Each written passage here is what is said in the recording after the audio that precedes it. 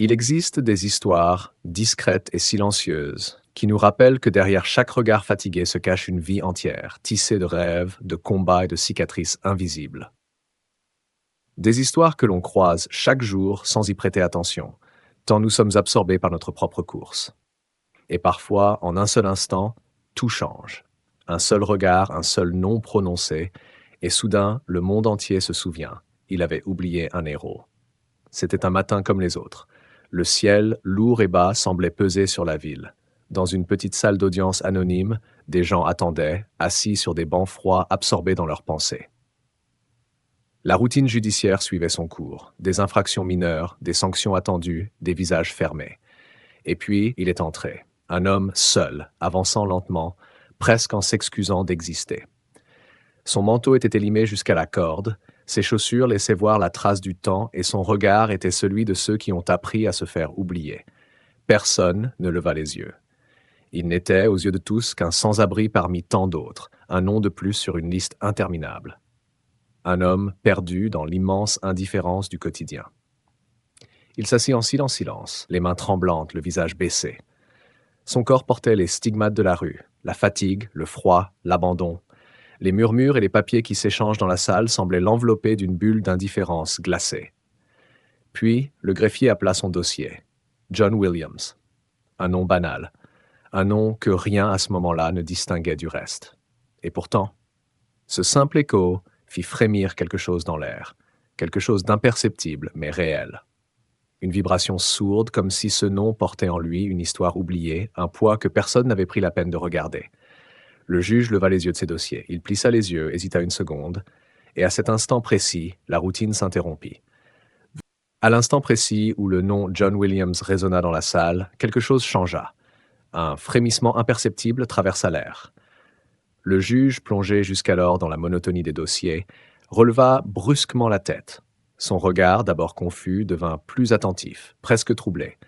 Ses mains, posées sur le pupitre, cessèrent de bouger. Le temps sembla suspendre son cours. Un silence étrange tomba, comme si la pièce elle-même retenait son souffle. Les chuchotements cessèrent. Même le bruit lointain des portes battantes du tribunal sembla s'éteindre. Le juge fixa l'homme qui se tenait là, seul, minuscule, dans son manteau élimé. Il cligna des yeux, luttant contre l'incrédulité qui l'envahissait. C'était bien lui. Ce visage marqué par les épreuves, ses yeux éteints. Il portait pourtant les traces indélébiles d'un passé que le juge connaissait. Et alors, lentement, quelque chose d'incroyable se produisit. Un avocat au premier rang se redressa. Il quitta son siège dans un bruissement de tissu.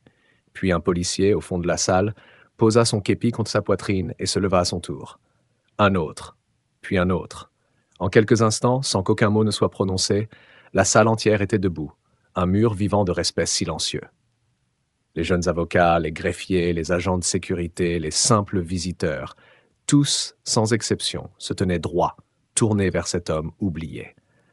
Leurs visages, d'abord surpris, se transformèrent en expressions d'émotion, de honte contenue, de reconnaissance muette.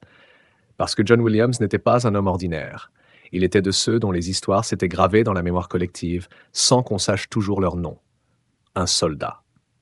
Un héros silencieux. Un homme qui, jadis, avait porté un uniforme avec fierté et risqué sa vie pour que d'autres puissent continuer la leur en paix. Aujourd'hui, pourtant, il n'était plus qu'une silhouette courbée par le poids de l'oubli. Et pourtant, en cet instant précis, toute la salle se souvenait. Il ne voyait plus un sans-abri. Il voyait un homme qui avait tout donné, jusqu'à son propre avenir. Et dans ce silence debout, il y avait une promesse silencieuse, celle de ne plus jamais détourner les yeux. Bien avant ce matin gris, bien avant cette salle d'audience glaciale, John Williams était un autre homme. Il avait un uniforme impeccablement repassé, des bottes cirées jusqu'à briller, et dans le regard, cette étincelle que seuls portent ceux qui croient en quelque chose de plus grand qu'eux-mêmes. Il n'était pas né pour chercher la gloire. Il avait simplement choisi de servir. À peine sorti de l'adolescence, il s'était engagé, prêt à donner sa vie pour des valeurs qu'il tenait pour sacrées. L'honneur, la protection des plus faibles, la fidélité envers ses frères d'armes. Il avait été envoyé là où beaucoup refusent de poser même le regard, en première ligne. Dans la chaleur étouffante des déserts étrangers, sous les tirs, sous les tempêtes de sable et de peur, John avançait toujours. Pas pour les médailles, pas pour les discours, mais pour ceux qu'il protégeait, pour ses camarades, pour l'idée que chaque pas qu'il faisait rapprochait peut-être quelqu'un d'un jour de plus en vie. Il avait vu ses amis tomber. Il avait serré des mains tremblantes, regardé des regards s'éteindre. Il avait lui-même frôlé la mort plus d'une fois, portant sur son corps les cicatrices de combat que personne, plus tard, ne viendrait applaudir. Pourtant, malgré tout cela, il était resté fidèle à sa mission. Au fil des années, il reçut plusieurs décorations, insignes enrubannés, certificats d'honneur, médailles brillantes qu'on lui épinglait sur la poitrine au son d'applaudissements éphémères. Puis la guerre s'était terminée. Le fracas des armes avait cessé. John était rentré au pays, mais il n'était plus le même. À son retour, il découvrit un monde qui avait continué sans lui, un monde qui ne savait pas où ranger les héros abîmés. La guerre, elle, n'était pas restée là-bas. Elle l'avait suivi, infiltré dans ses nuits sans sommeil, ses cauchemars silencieux, ses souvenirs intrusifs. Il avait cherché du travail, tenté de se reconstruire, mais l'ombre invisible qu'il portait effrayait ceux qu'il croisait. Il devint peu à peu un fantôme dans la foule, un souvenir embarrassant d'une guerre qu'on préférait oublier. La société pour laquelle il s'était battu détourna poliment le regard. Il glissa dans l'oubli, comme tant d'autres avant lui, sans un mot, sans une main tendue. Et c'est ainsi qu'un soldat, jadis salué, décoré, admiré, devint ce vieil homme à la démarche lente et au regard fuyant, assis dans une salle d'audience, en train d'attendre son jugement pour avoir simplement cherché un abri contre le froid. En regardant John ce matin-là, ceux qui se tenaient debout dans la salle d'audience ne voyaient plus un sans-abri. Ils ne voyaient plus les vêtements usés, la barbe négligée ou la fatigue accrochée à chacun de ses gestes. Ce qu'ils voyaient, c'était le jeune soldat qu'il avait été autrefois, celui qui, sans hésitation, avait marché droit vers le danger pendant que d'autres cherchaient à l'éviter. Celui qui avait tendu la main à ses frères blessés au milieu du chaos. Celui qui avait enduré l'indicible pour que d'autres puissent continuer à vivre dans l'insouciance. Le poids du temps n'avait pas effacé ce qu'il avait accompli.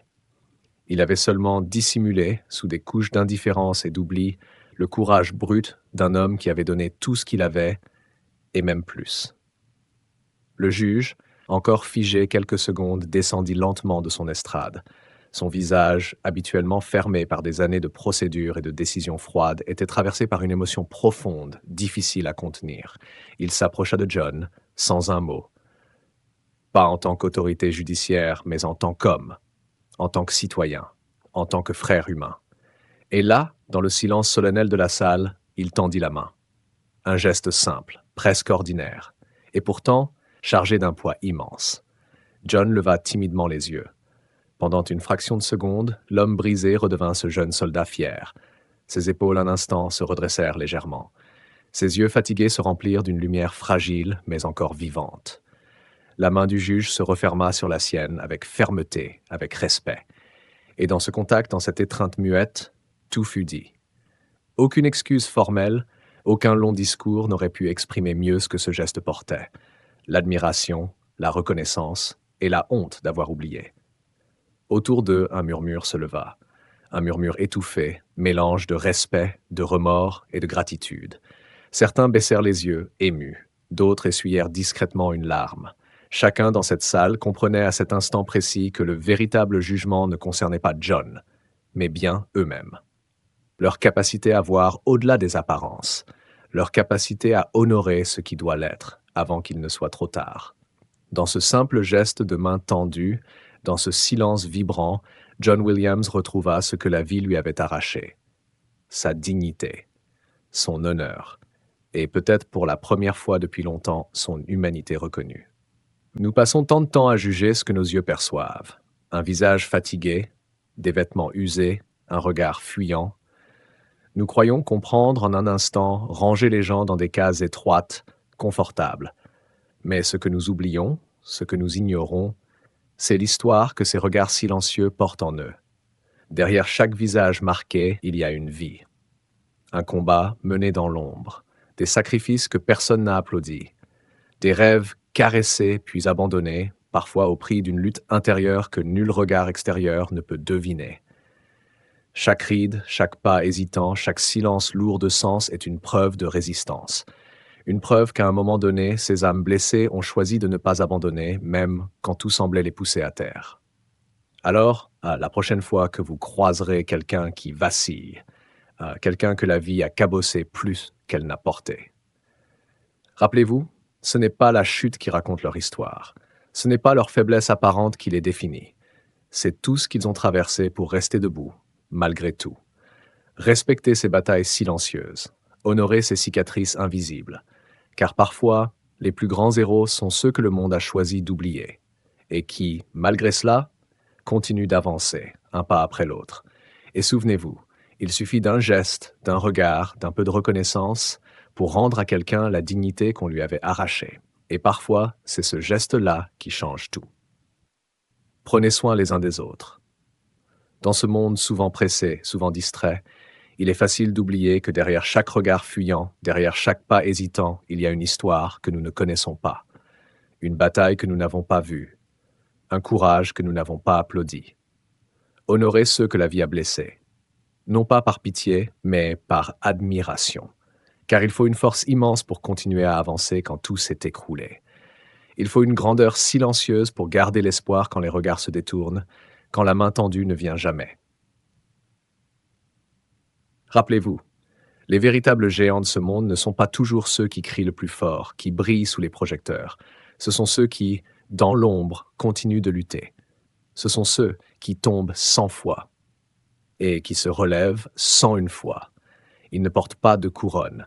Ils ne cherchent pas la gloire. Ils avancent simplement, dignement, portant sur leurs épaules le poids d'histoire que personne ne racontera. Alors, à votre tour, soyez ce regard bienveillant. Soyez cette main tendue. Soyez ce rappel silencieux que malgré les blessures, malgré les cicatrices invisibles, chaque être humain mérite d'être vu, d'être respecté, d'être honoré. Parce qu'en vérité, ce sont eux, les vrais géants. Et c'est à travers eux que l'humanité révèle sa plus grande beauté.